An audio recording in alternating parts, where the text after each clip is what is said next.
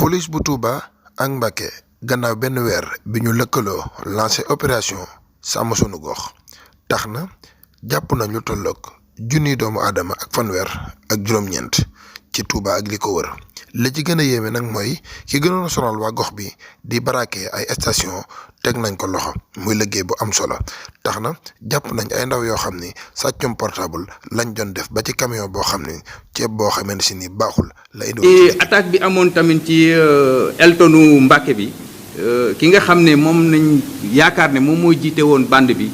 mujjoon nañ ko teg loxo commissaire Mbacké def na ci liggéey bu mucc ayib. Modou Awa Balla Seck qui serait le cerveau de la bande qui avait attaqué la station ex-Elton de Mbacké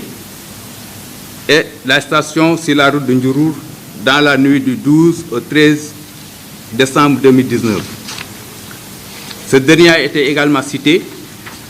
dans un cas de vol de véhicule dans la nuit du 12 au 13 octobre 2019 à Mbacké. maanaam ñi nga xam ne dañoo lëkkaloo di def ay naka su dul noonu ci kër yi di sàcc ak yooyu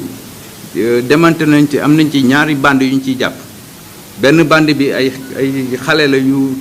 toll ci ay fukki at ak juróom-ñeent mais juróom-benn xale lañ ci jàpp ñi nga xam ne dañ leen jàppe association de malfaiteurs maanaam dañoo lëkkaloo di dugg ci kër yi di sàcc ay téléphone di sàcc ay écran plat. ba tey si opération bi kilifay police yi nii jàpp nañ si camion bu defoon lu ëpp ñeent tonu ceeb bu nu jàpp nag baaxul. barkaat démb tamit commissaire wu mbind jàpp na ceeb ba nga xam ne kiiwul ceeb yi nga xam ne setul maanaam impropre à la consommation lu tolloog ci 4 tonnes 400 grammes moom la jàpp léegi enquête bi mu ngi wéy am na kuñ ci teg loxo donc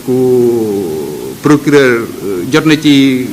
kii bi ci enquête bi ñu ngi koy wéy. bu am solo boobu tax na police ni lii du ko dakkal waaye da koy wéyal sàmm suñu kaaraange deuxième programme bi léegi ñu door ko te mu war a doon ñaari weer Mourtala Gaye Touba TS TV.